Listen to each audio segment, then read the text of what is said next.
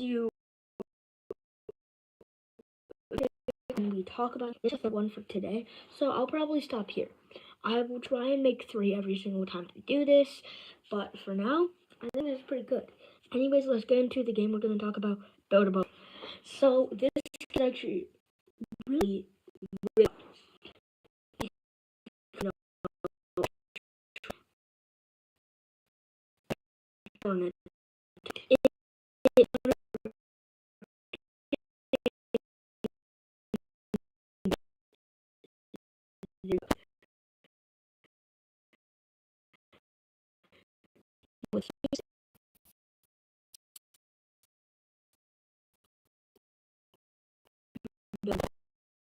and a lot of people, you know,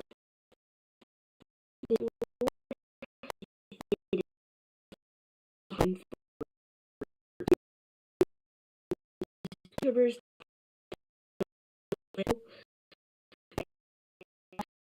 you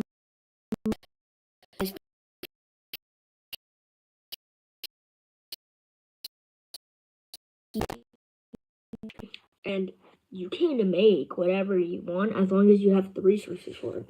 You can literally make a lane with a couple of items. A couple. It's kind of crazy to think about it, but you know, that's that. That's that. You might be thinking, Buildable for Treasure is a fun game, but there's not much actually to it except making boats or anything you want and going to the end. Well, yes, but you can actually make huge projects. You can make whirlpools, dude. Server crashers. Server crashers. It's a really fun game. I'm not gonna glaze it, but I'm gonna say this. Build a Boat for Treasure is one of those games where you can make anything as long as you spend a bit of time to it. You know, since Build a Boat for Treasure, all you have to do is get to the end and repeat. It's a bit repetitive, but as long as you have a bit of heart and soul to push on with the game, after a couple of wins, it becomes really, really fun. Since you have enough money to buy tools, to buy all these materials, to make super cool builds.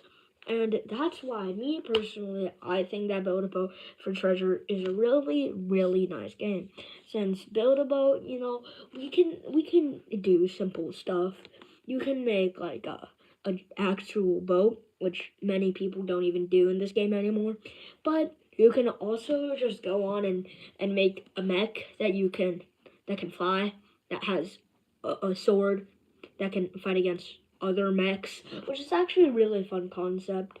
Thinking of, we started with making boats, and we've gone to mechs. And all these stuff like cars, planes, Humvees, any other vehicles, even a ship, which, you know, kind of is the whole point of this game.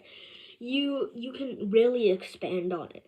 You can have like cabin crews. You can make it so like you have other places. You can make it so you have other workers that aren't actual players, that look like players. Yeah. This game is actually really fun if you get the hang of it, but it takes a long time. It takes multiple hours to get the hang of it, and it takes multiple hours to make these builds, or even to think of them. So that's why, me personally, I think that it downgrades Build a Boat for Treasure a bit. But Build a Boat in personal, I really like it. A lot of the community likes it. And a lot of people don't just like play for a bit and then never come back to it. A lot of people play it and they want to play it again. So that's why Build a Boat for Treasure actually has so many players. You might think it doesn't have as many to the people who usually do, but sometimes you just gotta know, if you make a game with a strong community, it'll eventually get somewhere. And Build a Boat has a really strong community because of its creativity and all the things you can do. Unless, you know, if you make a server crasher that you physically can't play unless if you're in a private server. But, you know, it's still fun. You know, you don't really run into a lot of hackers in this game, except the hackers that you do run into, which aren't very common at all. But Build a Boat is actually a really, really fun game. I play it a lot genuinely. My friends play it a lot genuinely. And a lot of people put in work and effort into this, unlike games that you just grind and grind and grind and grind and steal and steal and steal, which is the current generation we're in right now for Roblox and other games. It's kind of sad, but all of these games still push on through this era.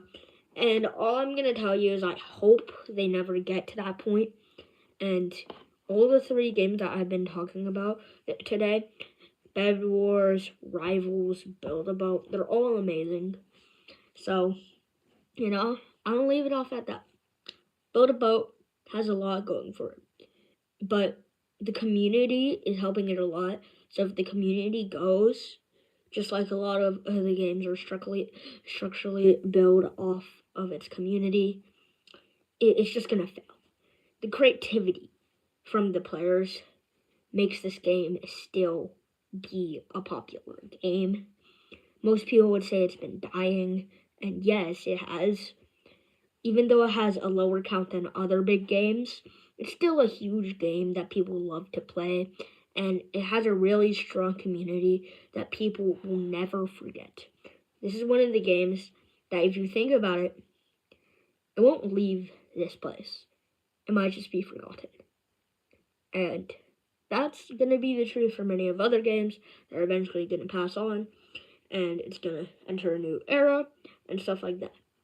Just like how we remember all these other games that have gone away, just like Dead Rails and Breakin'. Those 2 games have a really strong community, but once they have passed on, they kind of just disappeared, Hello. So that's it. That's it almost. Since because Build a Boat doesn't have like a lot of different things you can do, but it does have a lot of stuff that you can make. Since it gives you a lot of possibilities with all the special locks it gives you, with all the utilities it gives you, and all that. So it's actually a really cool thing that you can do with it. And honestly, it's unlimited potential. Like, you can never say that Build a Boat for Treasure doesn't have any creativity, since physically you can't just say that unless if you're lying. Since, let's be honest, man, being able to make a mech from a game you're supposed to make boats out of, I think that's pretty creative. But if not, that's just you, man. That's just you. That's your opinion. That's my opinion. And I'm gonna leave it off with that.